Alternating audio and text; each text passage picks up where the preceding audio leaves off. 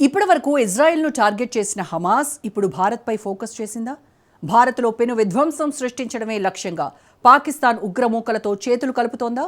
ఈ టెర్రర్ గ్యాంగ్ను అడ్డుకోవడానికి భారత్, ఇజ్రాయెల్ రంగంలోకి దిగాల్సిన టైం వచ్చిందా? ప్రస్తుత పరిణామాలు చూస్తుంటే అవుననే సమాధానమే వినిపిస్తోంది. ఒకే ఒక్క రోజులో చాలానే కీలక పరిణామాలు జరిగాయి. హమాస్ టాప్ కమాండర్ పాకిస్తాన్లో దిగిన రహస్యం బయటపడింది. లష్కరే ఉగ్రవాదులతో చర్చలు జరిగిన నిజాలు వెలుగులోకి వచ్చాయి. ఆ తర్వాతే ప్రధాని మోడీ, నెతన్యాహు మధ్య టెలిఫోన్ చర్చలు జరిగాయి. గాజా సంక్షోభం గురించే చర్చించినట్టు నేతలిద్దరూ ప్రకటించినా అసలు టార్గెట్ హమాసే అన్న సందేహాలు మొదలయ్యాయి. ఇంతకు హమాస్ టాప్ కమాండర్కు పాకిస్తాన్లో ఏం పని? లష్కరే ఉగ్రవాదులతో అతడేం చర్చించాడు? హమాస్ అంతమే లక్ష్యంగా భారత్, ఇజ్రాయెల్ మిషన్ షురూ చేశాయా? Let's watch. Pak Hamas commander ప్రధాని మోడీకి Netanyahu phone. Target Hamas, operation terror hunt పై ఫోకస్ నిజమేనా? పాకిస్తాన్లో మొసాద్ మార్క్ మిషన్లకు రంగం సిద్ధమైందా? రెండు దేశాల అధినేతల మధ్య టెలిఫోన్ సంభాషణలు సర్వసాధారణంగా జరిగేవి. అందులోనూ మిత్రదేశాల అధినేతలైతే అప్పుడప్పుడు కాల్ చేసి మాట్లాడుకుంటూనే ఉంటారు. కానీ కొన్ని ఫోన్ కాల్స్ సాధారణం కాదు. వాటి వెనుక లోతైన చర్చలు, బలమైన నిర్ణయాలు, శత్రువు అంతు చూసే ప్లాన్లు ఉంటాయి. కానీ అవేవి బయటకు రావు. తాజాగా ప్రధాని మోడీ, నెతన్యాహు మధ్య అలాంటి చర్చలే జరిగాయి. ట్రంప్ దుందుడుకు చర్యలతో అంతర్జాతీయ రాజకీయం ఊపిరి సెలపని పరిస్థితుల్లో ఉన్న వేళ ప్రధాని మోడీకి నెతన్యాహు కాల్ చేసి మాట్లాడారు. ఇద్దరు నేతలు సుదీర్ఘంగా చర్చలు జరిపారు. ఉగ్రవాదాన్ని ఎదుర్కోవడానికి ఇద్దరు నేతలు నిబద్ధతను పునరుద్ఘాటించారు. ఈ విషయాన్ని ప్రధాని మోడీ ఎక్స్ వేదికగా పోస్ట్ చేశారు. తన స్నేహితుడు ఇజ్రాయెల్ ప్రధానమంత్రి నెతన్యాహుతో ఫోన్లో మాట్లాడినట్టు చెప్పారు. ఆయనకి ఇజ్రాయెల్ ప్రజలకు నూతన సంవత్సర శుభాకాంక్షలు తెలియజేయడం సంతోషంగా ఉందన్నారు. రాబోయే కాలంలో భారత్, ఇజ్రాయెల్ వ్యూహాత్మక భాగస్వామ్యాన్ని మరింత బలోపేతం చేయడం గురించి తాము చర్చించామని, ఉగ్రవాదాన్ని మరింత దృఢ సంకల్పంతో ఎదుర్కోవాలనే తమ ఉమ్మడి సంకల్పాన్ని పునరుద్ఘాటించామని మోడీ పేర్కొన్నారు. అటు నెతన్యాహు కూడా గాజా సంక్షోభంపై మోడీతో చర్చించినట్టు చెప్పుకొచ్చారు. కానీ ఈ ఇద్దరి మధ్య టెలిఫోన్ సంభాషణకు మరో రీజన్ ఉంది. అదే అసలు కారణమైన ఆశ్చర్యపోవలసిన పని లేదు. అదే హమాస్. और उनके साथ डॉक्टर भाई इस्माइल हाफिज़हुल्लाह वो फ़लस्तीन से तशरीफ़ लाए हैं, लोकल हमारे साथ ही हैं. భారత్, ఇజ్రాయెల్ ప్రధానులు టెలిఫోన్లో మాట్లాడుకోవడానికి కొద్ది గంటల ముందు సోషల్ మీడియాలో వైరల్ అయిన వీడియో ఇది. అందుకు కారణం ఈ వీడియోలో హమాస్ టాప్ కమాండర్ ఉండడం ఒకటైతే, అతడు పాకిస్తాన్లో పర్యటించడం, లష్కరే తోయిబా ఉగ్రవాదులతో సమావేశం కావడం మరో కారణం.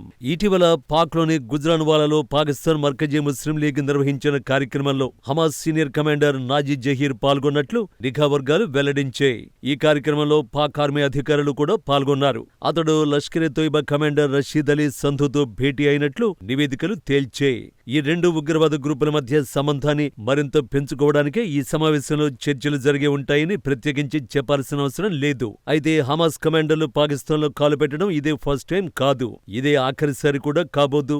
2023 అక్టోబర్ 7న ఇజ్రాయెల్లో హమాస్ జరిపిన ఉగ్రదాడికి ముందు కూడా Hamas senior commander Naji Zaheer పాకిస్తాన్కు వెళ్లాడు. అక్కడ ఆయన జమీత్ ఉలేమా ఇస్లాం అధిపతి మౌలానా ఫజల్ ఉర్ రెహమాన్ కలిశారు. ట్విస్ట్ ఏంటంటే పహల్గాం ఉగ్రదాడికి ముందు కూడా నాజీ జహీర్ పీఓకే వెళ్లాడు. మోడీ సర్కార్కే ధమ్కీ ఇచ్చే సాహసం చేశాడు.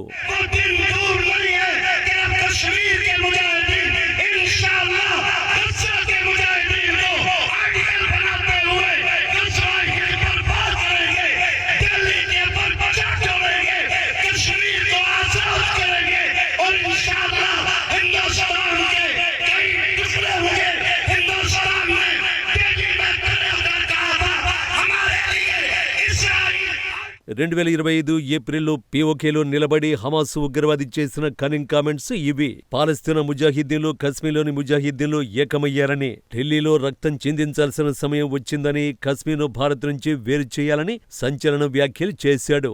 ఇదే సభ సాక్షిగా జైషే మొహమ్మద్, లష్కరే తోయిబా, హమాస్ సంస్థల ఒకటేనట్టు ప్రకటించాడు. అంతేకాదు పీఓకేలో లష్కరే తోయిబా నిర్వహించిన భారత వ్యతిరేక ర్యాలీలోనూ పాల్గొన్నాడు. ఆ తర్వాతే పహల్గాంలో హిందువులను ఊచకొత్తు కోశారు. లష్కరే లష్కరే ఉగ్రవాదులు. అది కూడా అక్టోబర్ 7 తరహాలోనే దాడి చేశారు. అప్పుడే ఇజ్రాయెల్ పహల్గాం దాడిపై అనుమానాన్ని వ్యక్తం చేసింది. ఇప్పుడు మరోసారి పాకిస్తాన్లో పర్యటించి లష్కరే తోయిబా ఉగ్రవాదులను కలవడం వెనుక పెద్ద లక్ష్యాలే ఉండొచ్చన్న అనుమానాలు బలపడుతున్నాయి.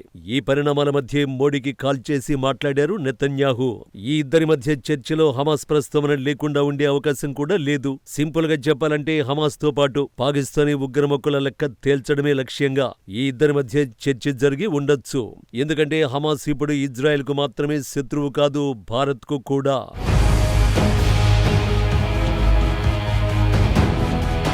హమాస్ వంటి భయానక ఉగ్రముఠాలు అణ్వాయుధాలు ఉండి అస్తవ్యస్తంగా ఉన్న దేశానికి దగ్గరైతే పెను విధ్వంసం తప్పదు.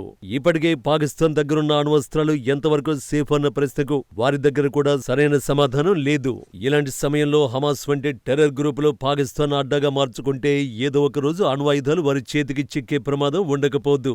అది జరిగితే ఇజ్రాయెల్ భారత్ కు అంతకు మించిన ముప్పు మరిది ఉండదు. ఈ నిజాలు అందరికంటే ఎక్కువ నెతన్యాహుకే తెలుసు. అందుకే ఉగ్రవాదంపై పోరాటం విషయంలో ఆయన భారత్ కు అంతగా మద్దతునిస్తున్నారు. కానీ ఇప్పుడు జస్ట్ సపోర్ట్ సరిపోదు, మొసాద్ మార్కు విధ్వంసమే కావాలి. ఆల్రెడీ భారత్ ఇజ్రాయెల్ మధ్య నిఘా సమాచార మార్పిడి ఒప్పందం జరిగింది. ఉగ్రవాదంపై పోరులో ఇరు దేశాలు కలిసి ముందడుగు వేయాలని డిసైడ్ అయ్యాయి కూడా. త్వరలోనే పాకిస్తాన్లో మొసాద్ మార్క్ ఆపరేషన్లు జరగొచ్చు. ఇటీవల ఎంఐఎం ఎంపీ ఓవైసీ ఒక డిమాండ్ను తెరపైకి తెచ్చారు.